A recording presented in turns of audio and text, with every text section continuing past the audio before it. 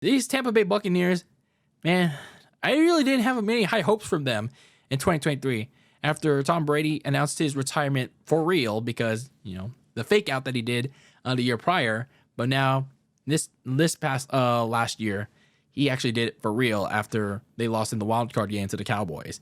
So last offseason for the Tampa Bay Bucs, the remaining players left from that 2020 Super Bowl run either left in free agency or were released due to the salary cap. So the Bucs made do with what they had. They signed what they could. So one of those notable signings was a new QB in town by the name of Baker Mayfield, who, some of you may know him from the Browns, the Panthers, and most recently at the time, the Rams. And even with the new signing of Baker Mayfield on the Bucs, I didn't have many expectations for this team. I predicted the Bucs were going to be the worst team in a even very weak division as they began a rebuild of sorts. I think I had them at 5 wins. Yeah, I was that hard on them and during that time in the summer last year. So was I going to be right? Was I going to be wrong? Well, let's talk about this team in their past season. So for the Bucs, there's a lot that went wrong in their mid-season stretch because during the months of October and November, they only won 1 game after their bye week. So they went 1-6 during October and November. And although they started off really nicely, starting off at 3-1 to start the season, and they were playing very decent football. But after that bye week, starting off with the game against the Lions, they almost went 2 months without winning a game. So there were some problem areas with this team.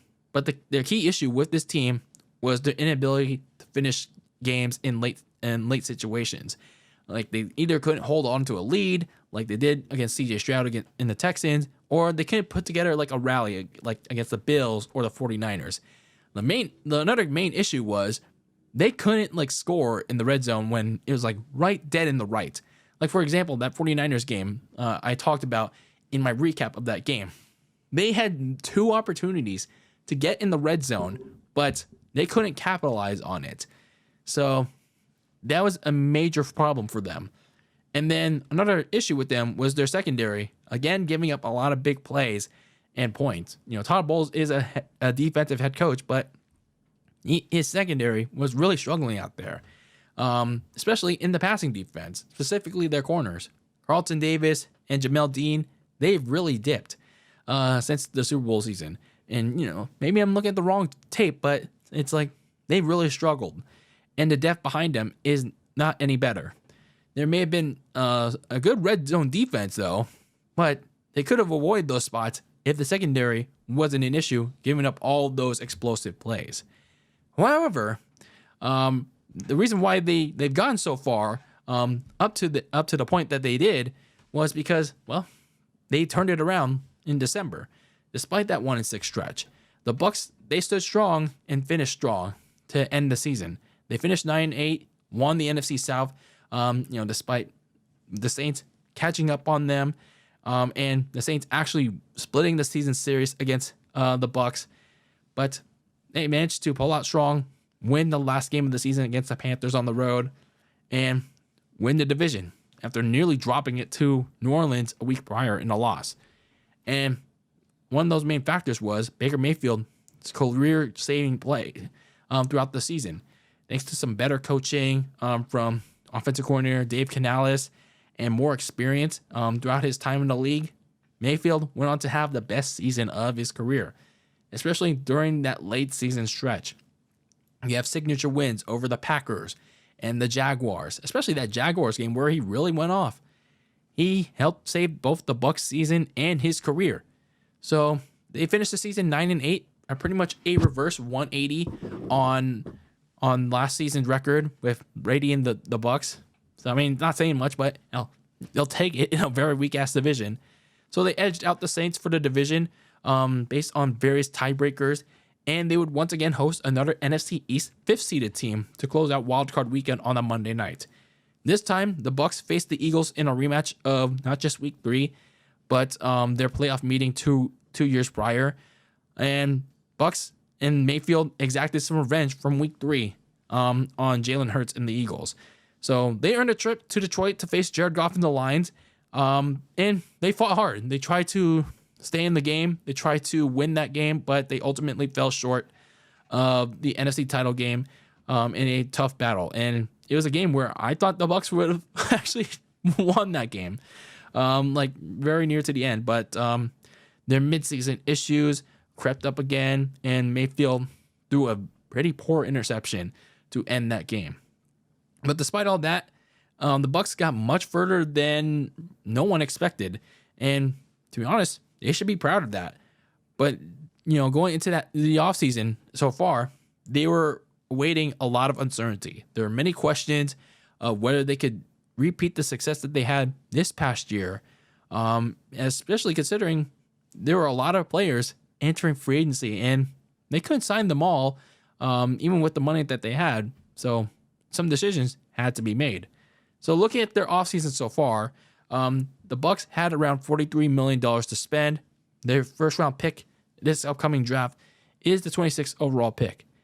Looking at some of their key free agents, it was a lengthy list.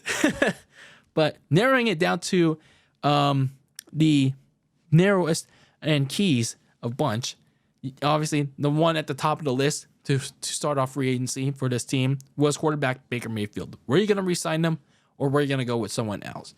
Another one at the top of the list was receiver Mike Evans. How long of a deal we're going to give him?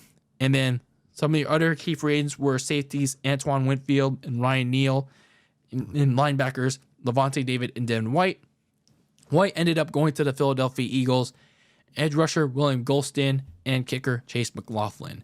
McLaughlin ended up re-signing, so that's good for them. At least they have a kicker now. Looking at the moves that they already made, Dave Canales, who ended up going to the Carolina Panthers as their new head coach. So replacing them is Liam Cohen as their offensive coordinator. They did re-sign Baker Mayfield and kicker Chase McLaughlin to 3-year deals, so they do have a long-term starting quarterback for Mayfield now. And they also re-signed Mike Evans to a 2-year deal. So it ensures him that he will play in Tampa Bay for the rest of his career, or maybe more, depending on if he wants to stay there. They also franchise tag Antoine Winfield and re-signed Levante David to a 1-year deal. They also signed Jordan Whitehead to a 2-year deal. So that pretty much means that Ryan Neal's not going to stay there. Ryan Jensen, their top center, announced his retirement, and I imagine he did such because he was struggling with a couple injuries ever since the Super Bowl year. So it really sucks, but hopefully he's healthy, he enjoys retirement, and bless him much. Now, looking at some of their needs that they still need to address this offseason, for the Bucs, they got to make the secondary a priority in this draft. Now, they signed Jordan Whitehead and corner Bryce Hall as well. It still shouldn't be enough for this team because this Bucs defense is still problematic, especially in the passing department. They should use 2 of their draft picks to upgrade the depth at those 2 spots. And then looking back at the interior, the rest of this defense, they got to address the linebacker spots because Devin White and Shaq Barrett left in free agency. Barrett got released by the team, and Devin White's now on the Eagles. So they got to figure out how to replace these 2 key pieces from their Super Bowl defense.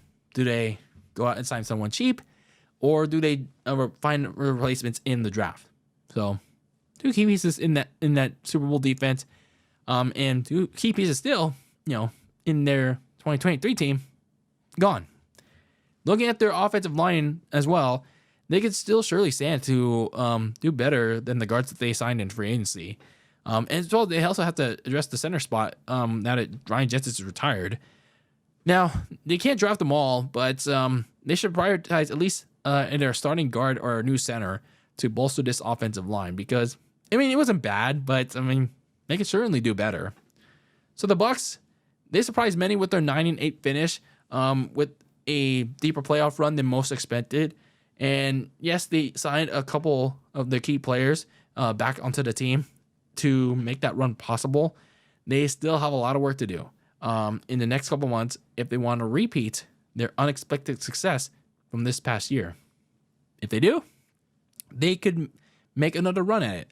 But now the problem is there's another team in the Atlanta Falcons that can make it even harder on them. So it's on the Bucs to bolster this team this coming offseason.